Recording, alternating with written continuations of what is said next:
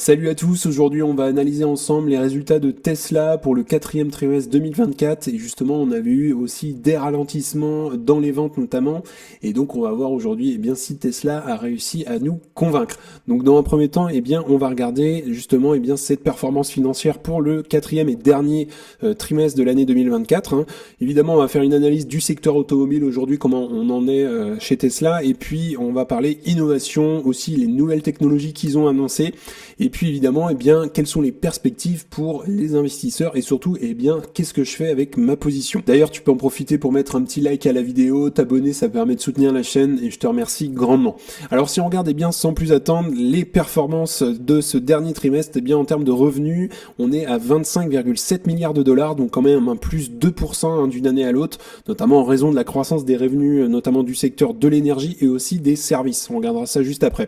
Si on regarde le bénéfice net, donc on est à 2,3 milliards de dollars. Là, on a fait pour le coup un moins 71% quand même d'une année à l'autre. C'est absolument énorme. Cette baisse, notamment, c'est dû au prix des véhicules, qui ont pas mal baissé. Et c'était un peu leur objectif, de baisser les prix de vente.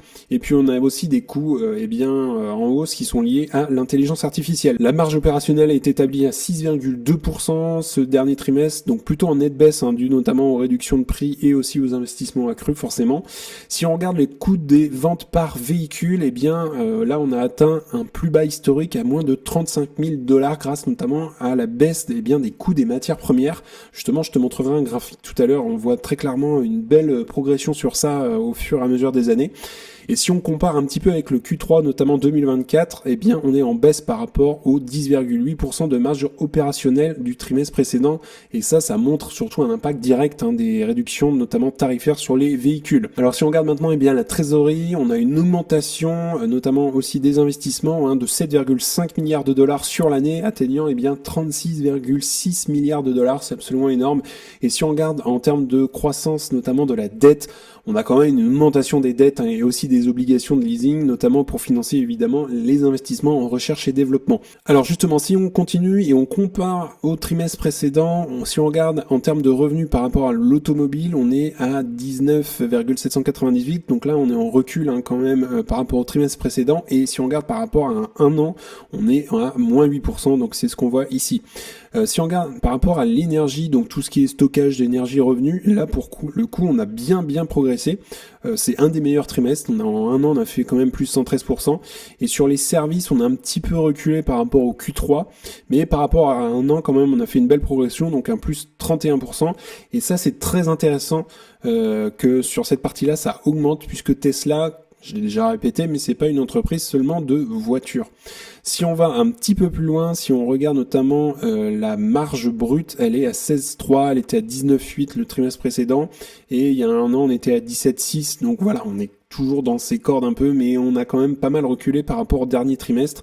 Et si on regarde à la toute fin sur les free cash flow, donc c'est vraiment le cash disponible, là on a nettement reculé quand même d'un trimestre à l'autre quand même, mais par rapport à un an on a fait un moins 2%. Mais le trimestre, le Q3 2024 était quand même assez intéressant, mais on n'a pas fait du négatif comme on avait eu d'ailleurs au premier trimestre de l'année 2024. Alors si on regarde maintenant le même graphique, mais année après année, là on n'est plus du tout par trimestre, et donc là on a un recul d'une année à l'autre, on le voit entre 2023 et 2024 sur la partie revenu automobile. Si on regarde sur les revenus, justement, on en a parlé juste avant, sur l'énergie, tout ce qui est stockage, là on a bien progressé, plus 67 en un an.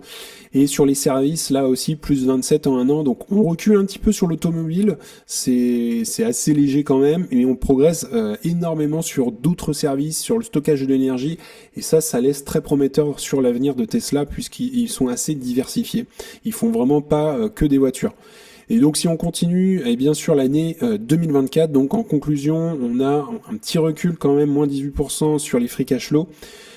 Pour le coup, ils investissent quand même pas mal. Si on regarde évidemment la marge brute, on est à 17,9 sur l'année, on était à 18,2 en 2023, et on avait des marges qui étaient un petit peu plus intéressantes quand même les années précédentes. Donc si on regarde maintenant en termes de vente et de livraison de véhicules Tesla, il faut savoir qu'on a une production totale de 459 445, donc on a fait quand même moins 7% d'une année à l'autre.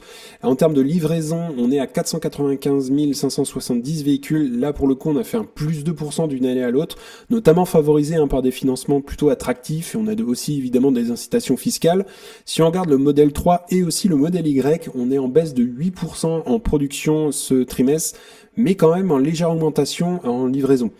Également, troisième point, c'est la baisse des prix, puisque Tesla a réduit notamment pas mal de prix, hein. Il avait annoncé en début d'année pour stimuler notamment la demande. Forcément, ça impacte les marges, c'est clair, hein, mais ça permet aussi d'augmenter les ventes, donc ce qui est pas plus mal, et une adoption majeure avec de plus en plus de clients. Et si on regarde, dernier point, l'évolution du stock, et là c'est une belle évolution, puisqu'on a une réduction du nombre de jours d'inventaire. On est passé à 12 jours et on était à 19 au trimestre précédent, donc signalons plutôt justement un écoulement rapide des stocks. Et ça, c'est très intéressant s'il y a peu d'inventaire. Ensuite, si on regarde les perspectives pour l'année 2025, il y a l'arrivée d'une nouvelle gamme low cost. Ça fait plusieurs mois qu'on en parle, annoncée notamment pour le premier semestre 2025, notamment afin d'élargir notamment leur gamme et avoir aussi de nouveaux clients. On va adopter le plus de Tesla forcément, c'est l'objectif. Ensuite, dernier point, c'est l'expansion des capacités de production, puisque Tesla en fait prépare l'industrialisation de nouveaux modèles, notamment avec des améliorations des lignes de production déjà existantes. Donc ça, c'est très intéressant. Alors si on regarde maintenant en termes de capacité de production, Tesla a une capacité installée de production annuelle répartie sur plusieurs usines mondiales. On le sait, il y a la Californie qui est elle concentrée sur les productions de modèles notamment S et X, 100 000 unités, et aussi des modèles 3 et modèle Y. Donc là on est un peu en dessous de 550 000 unités par an. Et si on regarde à Shanghai, on est quand même à plus de 950 000 unités pour les modèles 3 et Y. C'est vraiment le site de production le plus important, hein. Sur une année, on peut faire vachement de véhicules. À Berlin, c'est la production du modèle Y, notamment avec une capacité plutôt inférieure à 375 000 modèles par an. Au Texas, on a le Cybertruck qui arrive avec plus de 125 000 unités en production, et aussi le modèle Y, on est au-delà des 250 000 unités. Et puis dans le Nevada, on a justement la semi-remorque qui est en production en ce moment. Et donc ça, c'est très intéressant, et il y a de l'avenir, il y a de nouveaux véhicules.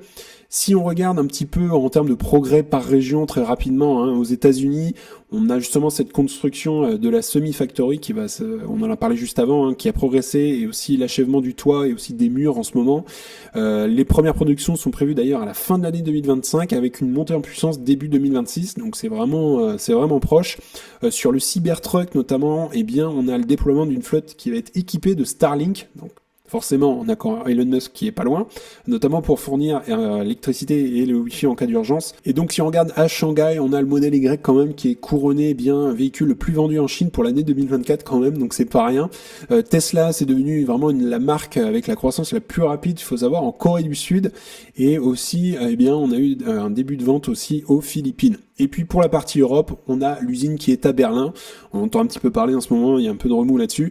Et en 2024, justement, le modèle Y est le véhicule le plus vendu quand même dans plusieurs pays, notamment le Danemark, la Norvège, la Suède, les Suisses, Pays-Bas notamment. Donc voilà, Tesla, c'est la marque vraiment la plus vendue en Norvège, la 4e année notamment consécutive, avec le modèle Y et le modèle 3 comme véhicule leader. Donc ça, c'est pour les progrès notamment par région, par site de production.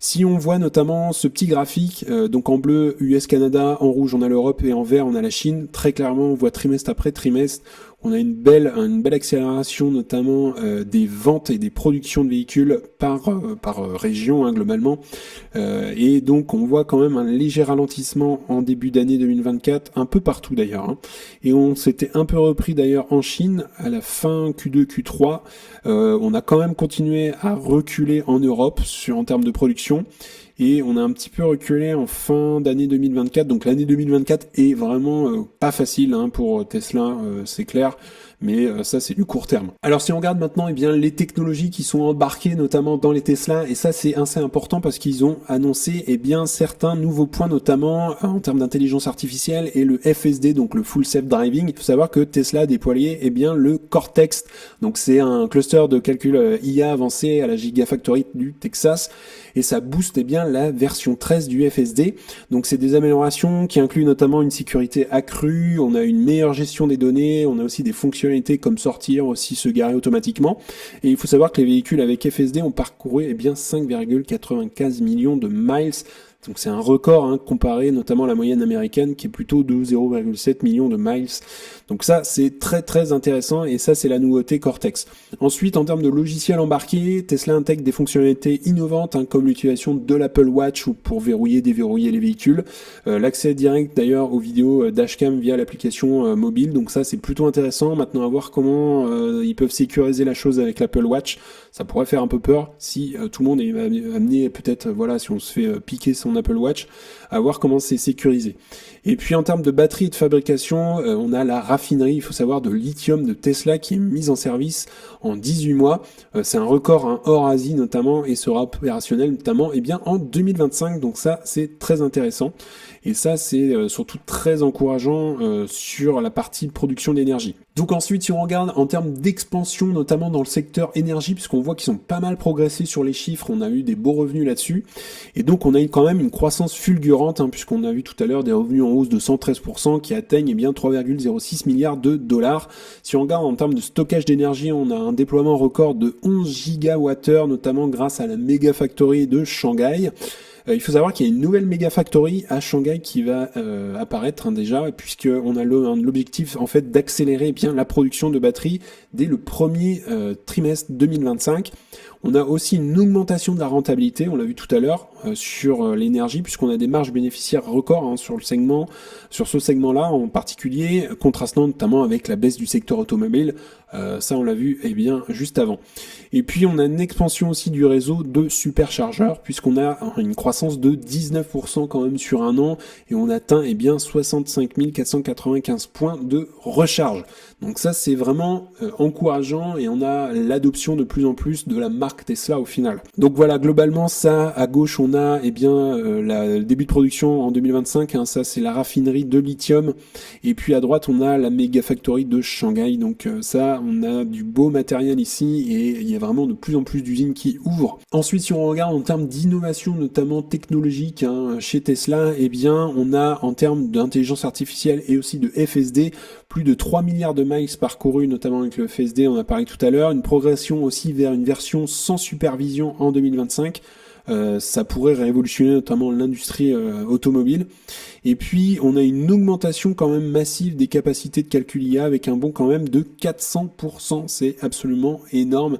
En fait, tous les clients qui ont adopté des Tesla, fournissent des données à Tesla. Et ça permet d'améliorer ensuite, tout simplement, le FSD et l'intelligence artificielle de manière générale. Donc en fait, ils payent pas des gens pour faire le taf, c'est les clients qui achètent les Tesla qui font le taf pour justement le FSD. Donc si on regarde sur le Cybertruck maintenant, en termes d'innovation, on a une production en cours avec de nouvelles technologies, notamment avec l'acier inoxydable. C'est un véhicule qui est éligible au crédit d'impôt, notamment de l'IRA, donc c'est un crédit d'impôt américain, qui améliore évidemment l'accessibilité forcément et l'attractivité. Et puis on a un déploiement d'une flotte de Cybertruck avec Starlink forcément pour aider les secours en cas de catastrophe. Ensuite, en termes de lancement pour 2025, on a l'introduction, on l'a présenté en octobre, du Cybercab, donc le robot taxi, qui est prévu notamment pour une production en 2026. Et également, on a l'expansion de la production de batteries 4680 qui vise notamment à améliorer la rentabilité quand même en réduisant les coûts de production. Ça reste très intéressant. Et on a aussi l'accélération du développement des semi-remorques électriques Tesla Semi. Alors justement, on va faire un petit point maintenant, quelles sont les perspectives pour nous investisseurs dans Tesla. Alors est-ce que Tesla parviendra à inverser la tendance en 2025 par rapport aux chiffres notamment qu'on a pu voir? J'ai noté quelques points positifs quand même, c'est l'expansion de la gamme de véhicules avec des modèles quand même plus abordables, donc ça c'est très encourageant. On a une progression quand même vers la conduite autonome et le robot taxi forcément qui va arriver, donc on aura de nouvelles sources de revenus, ça c'est encore très intéressant. Des croissances quand même exponentielles dans le secteur de l'énergie, ça on l'a vu tout à l'heure sur le rapport, qui est désormais d'ailleurs plus rentable que l'automobile. On a une réduction aussi du coût moyen de production qui a atteint vraiment des niveaux records, et on a aussi le développement d'une nouvelle stratégie d'optimisation des coûts pour améliorer évidemment les marges. Alors j'ai noté maintenant quelques risques. Forcément il y a de la concurrence, faut pas se le cacher, qui est vraiment assez importante, et surtout en Chine, parce qu'en Europe on est un petit peu à la traîne, et on a des marques comme BYD, notamment marque chinoise, qui prend des parts de marché, et ça peut peut-être alarmer certains. Ensuite, on a une pression aussi sur les marges, due à la stratégie de réduction des prix, forcément, on en a parlé tout à l'heure, ça affecte la rentabilité et peut-être quelques incertitudes réglementaires concernant notamment la conduite autonome. On est encore un peu flou sur ça, sur le plan juridique, au niveau des différents gouvernements, et donc la future réglementation, notamment aussi sur les crédits d'impôt. Donc ça, il faut suivre ça dans les années à venir, dans les mois à venir. Donc petite conclusion, en résumé, Tesla a publié des résultats plutôt mitigés. On a des ventes qui sont quand même en hausse, mais on a une rentabilité quand même qui est sous pression. Donc l'avenir de Tesla repose sur de nouvelles stratégies. On les a notées, la réduction des coûts, on a l'expansion aussi des véhicules à bas prix, et aussi le développement du FSD, faut pas l'oublier. Donc aujourd'hui, très clairement, moi je conserve mes actions, j'ai des convictions dans l'entreprise. C'est une entreprise à très forte croissance encore, ils sont pas dans l'optimisation des chiffres pour l'instant, et évidemment il faut penser, je l'ai mis en gras, penser long terme avec Tesla. C'est pas une entreprise faite pour tout le monde forcément. On a sur les voitures la conduite autonome, le FSD, les robots, le robot taxi, l'intelligence artificielle, tout ce qui est méga cap, stockage d'énergie, etc. D'ailleurs toi tu peux me dire en commentaire ce que tu penses des résultats du 4e trimestre de Tesla justement. Est-ce que Tesla va pouvoir rebondir en 2025? N'hésite pas à me dire ça justement sous la vidéo. En tout cas, et si tu souhaites aller plus loin, tu as accès dans le premier lien en description à You Can Invest App, et dans ton espace membre tu auras accès notamment à ma watchlist avec mes objectifs de prix, les best stocks, c'est-à-dire les meilleures actions à détenir dans ton portefeuille, et également tu auras accès à un discothèque cash flow pour estimer le juste prix à payer pour une action. Tu auras également accès à une communauté privée d'investisseurs, et le gros plus, ce sont des appels vidéo avec moi-même pour t'accompagner dans ta stratégie, faire grossir ton patrimoine, analyser des actions ensemble, et aussi analyser ton portefeuille. Donc c'est le premier lien en description si tu souhaites nous rejoindre. En tout cas, on en a fini pour aujourd'hui. N'hésite pas à liker la vidéo, à t'abonner, ça fera grandir la communauté et puis ça me soutient également. Si tu souhaites regarder une autre vidéo, tu peux cliquer juste ici. Et en tout cas, je te souhaite une excellente journée et à bientôt pour une prochaine vidéo. Salut!